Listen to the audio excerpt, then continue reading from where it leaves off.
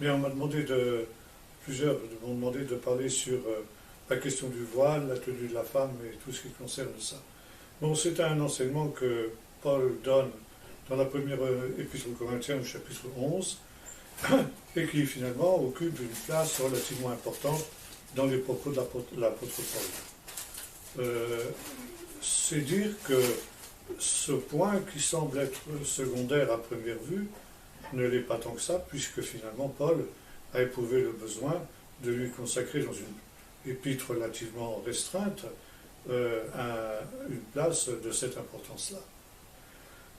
On a prétendu, et on prétend encore aujourd'hui, que c'est quelque chose qui est désuet, parce que les mœurs ont changé, et parce que finalement, les circonstances ne sont plus les mêmes que du temps de l'apôtre Paul. Il faut remarquer d'abord que depuis les origines jusqu'à il y a peu, c'est-à-dire notamment jusqu'à l'explosion du féminisme qui a marqué essentiellement la fin des années 60 et les années 70, dans toutes les églises, quelles qu'elles soient, les églises historiques aussi bien que les églises évangéliques, cette question ne se posait pas. Les femmes mettaient un voile ou un chapeau sur la tête avant d'entrer dans une église, et les hommes, au contraire, se découvraient la tête, même quand on faisait, par exemple, une visite d'une église vide, les hommes se découvraient la tête. Bien. Depuis donc l'explosion du féminisme en 1968, essentiellement, après les événements de mai 68, on a commencé à se dire que c'était une question qui n'avait plus sa place aujourd'hui, dans la mesure où c'était une question de mode, c'était une question de bienséance à l'époque de Paul, mais que ça aujourd'hui c'est désuet. Alors justement, on va essayer de répondre à cette objection-là. Et quand on prend le chapitre 11 de la première épître aux Corinthiens, on se rend compte que Paul argumente à partir de trois points de départ différents. Le premier, c'est une hiérarchie. Alors une hiérarchie qui va depuis Dieu jusqu'à la femme. Et Paul déclare ceci, Dieu est le chef de Jésus, le Messie, lequel est le chef de l'homme, et lequel est le chef de la femme. Alors déjà ici, on se trouve en contradiction totale, bien sûr, avec le féminisme, et notamment le féminisme dans la société, pour lequel, évidemment, une telle hiérarchie est inacceptable. Nous vivons au siècle de l'égalité pour tous. Il y a même aujourd'hui en France un ministère de l'égalité de l'homme et de la femme.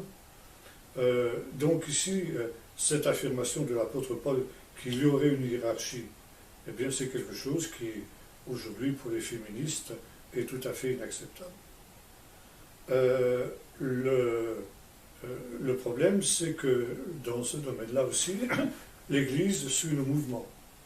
Et on assiste maintenant aussi à la promotion un peu partout de femmes pasteurs, de femmes prédicatrices, etc., au nom de ce même principe de l'égalité de l'homme et de la femme.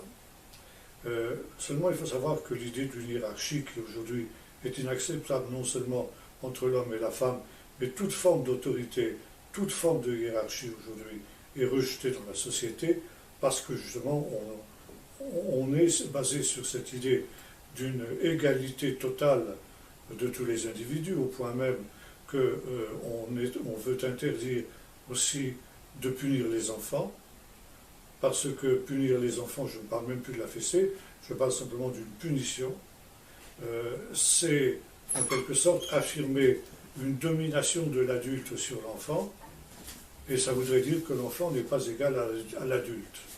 Donc c'est aussi quelque chose qui est inacceptable. Il faut savoir que dans la Bible, l'idée d'une hiérarchie, elle est là présente, omniprésente. dès les origines, et c'est quelque chose qui dure jusqu'à la fin. On est ici dans deux visions qui sont totalement différentes et qui n'ont rien à voir avec des évolutions culturelles, comme on voudrait nous le faire croire aujourd'hui.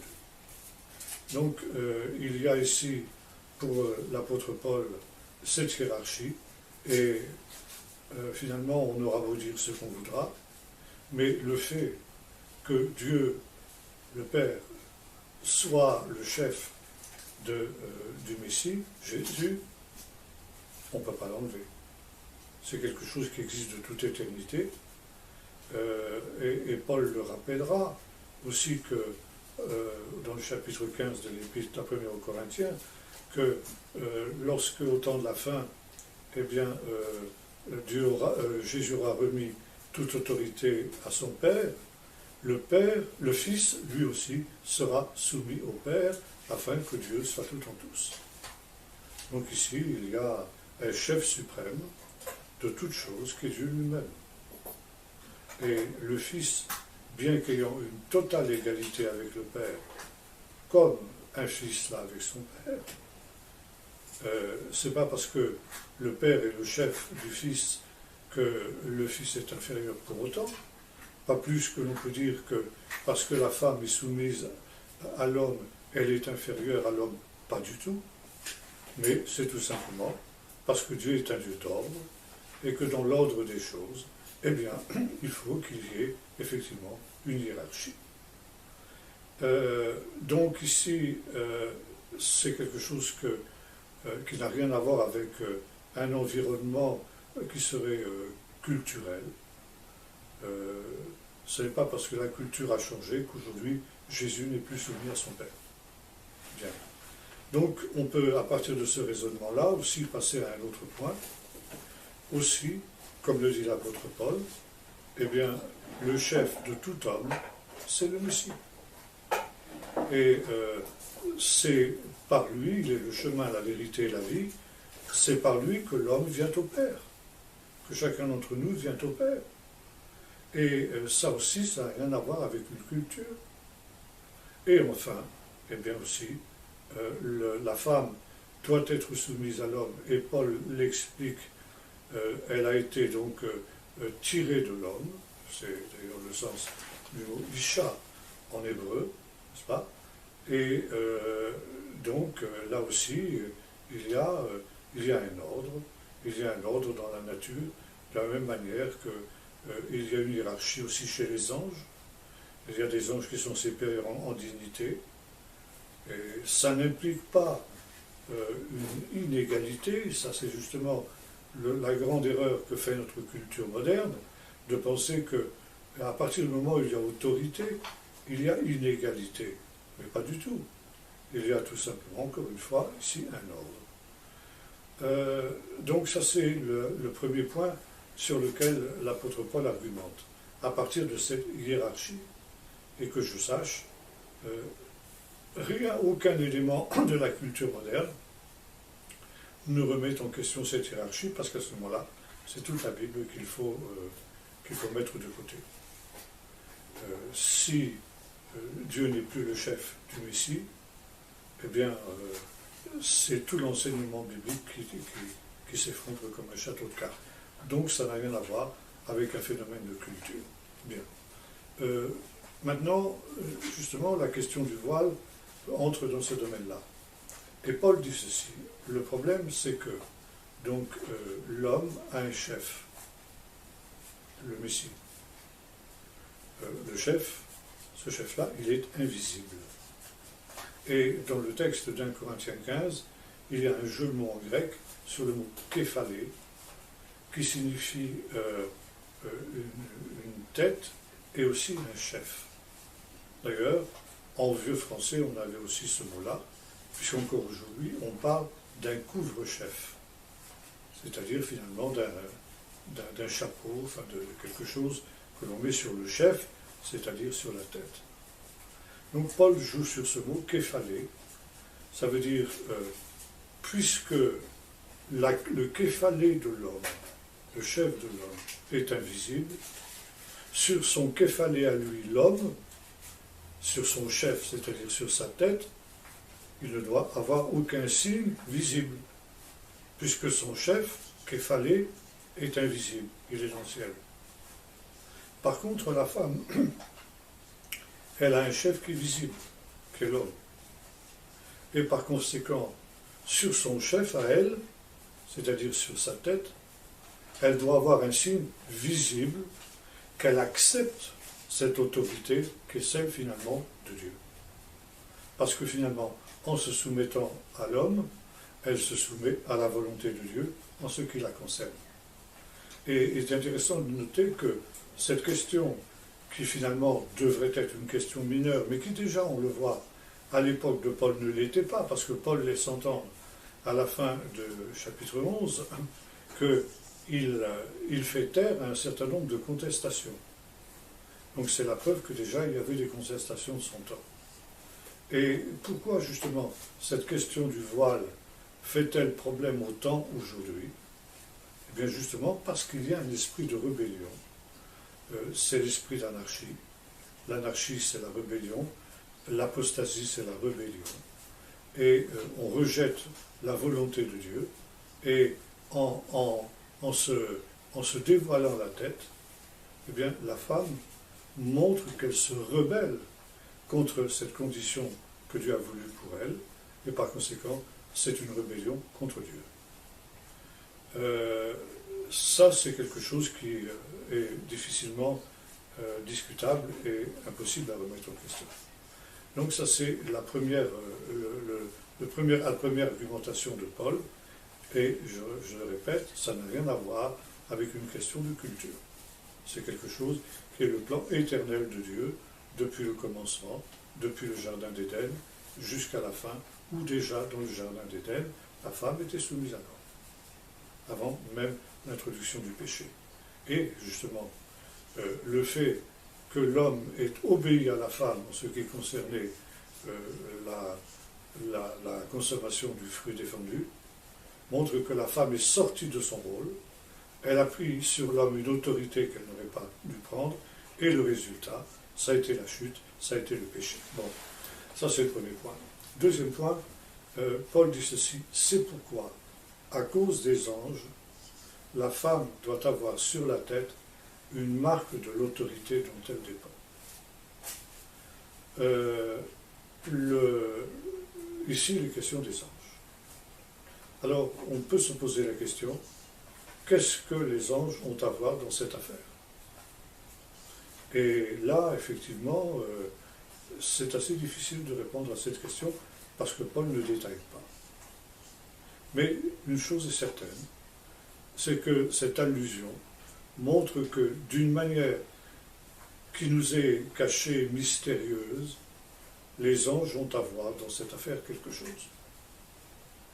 Maintenant, est-ce que l'existence des anges est une question culturelle, ou bien aussi, est-ce que c'est une question éternelle? Est-ce que, du temps de Paul, il y avait des anges? Ça, je crois que personne ne le mettra jamais en doute, à moins qu'on mette carrément en doute l'existence des anges. Et est-ce que finalement, ces anges qui existaient dans la culture de l'apôtre Paul n'existent plus dans notre culture moderne du XXIe siècle? C'est absurde. S'il y avait des anges à l'époque de Paul, il y a des anges encore aujourd'hui. Et s'il y a des anges aujourd'hui, eh bien, cette question du voile a à voir aussi avec eux. La question est la suivante, est-ce que les anges existent encore aujourd'hui? Si oui, eh bien, les anges ont encore à voir dans cette question du voile. Bien. Troisième argumentation de Paul, c'est ce qu'il appelle phusis. Phusis en grec, ça veut dire la configuration, disons la nature physique de la femme. Et Paul déclare ceci, naturellement, la femme a des cheveux plus longs que ceux de l'homme. Ça, c'est quelque chose que l'on constate, même si aujourd'hui, justement, et ça aussi, c'est une conséquence de l'action satanique, de plus en plus d'hommes se laissent pousser les cheveux avec des queues de cheval, des chignons et des choses semblables, mais on constate quand même une chose, on a beau, c'est que il est rare, heureusement, que une femme soit chauve. Par contre, qu'un homme soit chauve, c'est tout à fait banal. Même des hommes jeunes peuvent être chauves. Pourquoi? Parce que c'est une question d'hormones, nous expliquent les médecins. Et c'est ce que justement, cette question d'hormones, c'est ce que Paul appelle éphusis, la nature physique de l'un et de l'autre, donc de l'homme comme de la femme. Et donc Paul dit ceci, la femme a des cheveux naturellement plus longs que ceux de l'homme, et ça c'est une indication de la volonté de Dieu à son égard. Ça veut dire que la femme doit avoir une place où elle ne se met pas en avant, où elle n'attire pas les regards sur elle, par conséquent elle doit se voiler. Et là, il faut savoir aussi que dans la tradition juive, jusqu'à nos jours d'ailleurs, dans les synagogues, les femmes ne sont pas avec les hommes. Les femmes ont un endroit spécial où elles peuvent voir ce qui se passe chez les hommes, mais où, en principe, les hommes ne peuvent pas voir ce qui se passe chez les femmes. Pourquoi?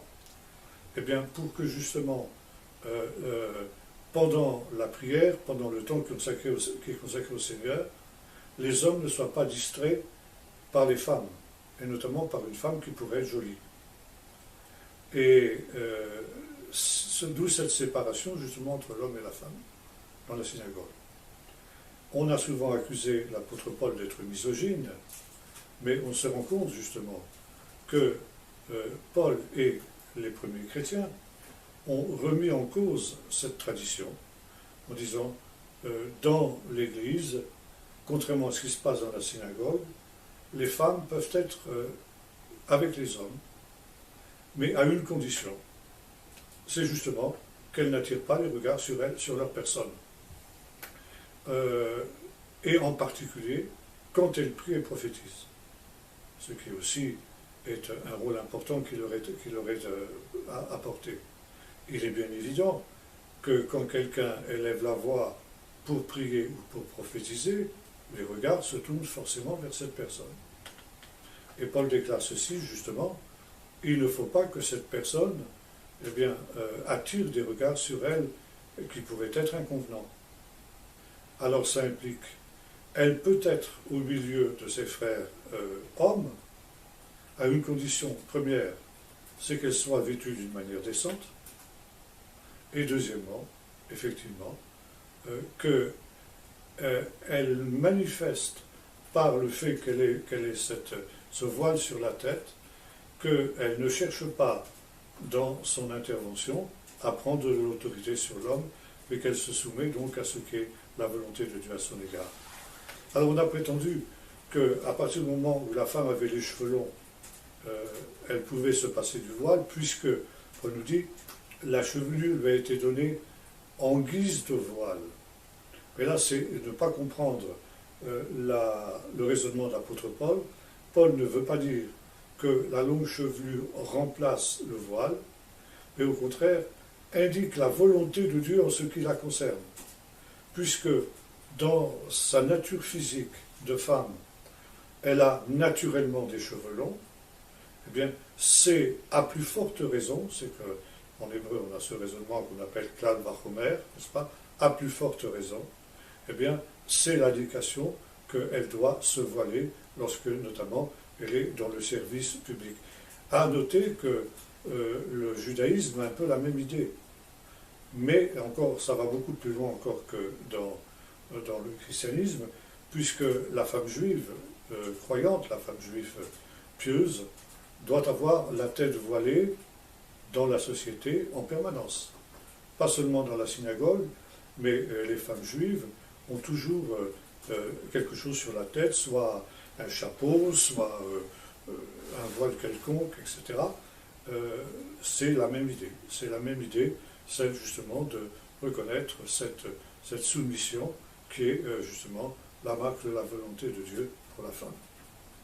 Alors, voilà en gros ce qu'on peut dire à ce sujet-là. Je ne sais pas s'il y a des questions, d'autres objections à ce niveau. Mais alors, qu'est-ce qu'on peut dire encore? Oui, Oui, alors aussi, finalement, la question des cheveux courts. Ça aussi, c'est une question qui a à voir avec ce texte des Corinthiens qu'on a vu. Et là, Paul, justement, nous dit ceci, que c'est une gloire pour la femme d'avoir des cheveux longs. Parce que ça aussi, ça fait partie de sa beauté. La gloire, c'est ce qui met en valeur la personne. Par contre, c'est la gloire pour l'homme d'avoir des cheveux courts. Alors on a souvent prétendu, on m'a parfois objecté que mais Jésus avait les cheveux longs. Alors j'ai demandé à cette personne, mais où tu as vu ça? C'est une image d'Épinal. Mais nous n'avons aucun portrait de Jésus et nous n'avons aucune donnée sur ce qu'était le physique de Jésus. Mais le texte de Corinthiens nous montre que à l'époque, et on voit par exemple chez la société romaine, les hommes avaient les cheveux courts. Alors on dira c'est une question de culture, oui, jusqu'à un certain point, mais Paul nous montre justement que ça va au-delà justement de la culture. C'est vrai qu'on a des représentations, par exemple d'Égyptiens, pas des Égyptiens, les Égyptiens aussi avaient les cheveux courts, mais sur les bas-reliefs égyptiens, on a des Asiatiques qui, eux, ont des cheveux longs. On a ça aussi en Mésopotamie, en Babylonie, etc. Mais là, on est dans un contexte qui est un contexte païen. Et notamment, on voit que un des traits du nazir, c'était justement qu'il devait se laisser pousser les cheveux. Ce qui veut dire qu'un homme normal qui n'était pas nazir n'avait pas des cheveux longs.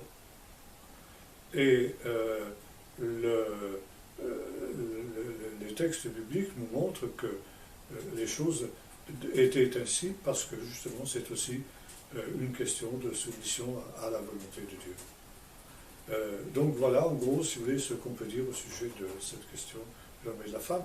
Alors aujourd'hui, évidemment, c'est toujours l'œuvre du diable, c'est de mettre le chaos là où Dieu met l'ordre.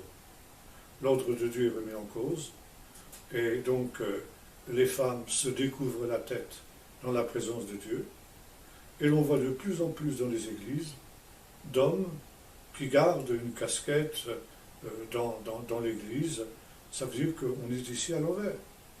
Et dans une société moderne où les femmes se coupent les cheveux presque jusqu'à les raser, et Paul nous rappelle que c'est une honte pour la femme d'avoir des cheveux rasés, et ça on va voir dans un instant, eh bien aujourd'hui les hommes, je vous disais tout à l'heure, de plus en plus se laissent pousser les cheveux, des queues de cheval et même des chignons,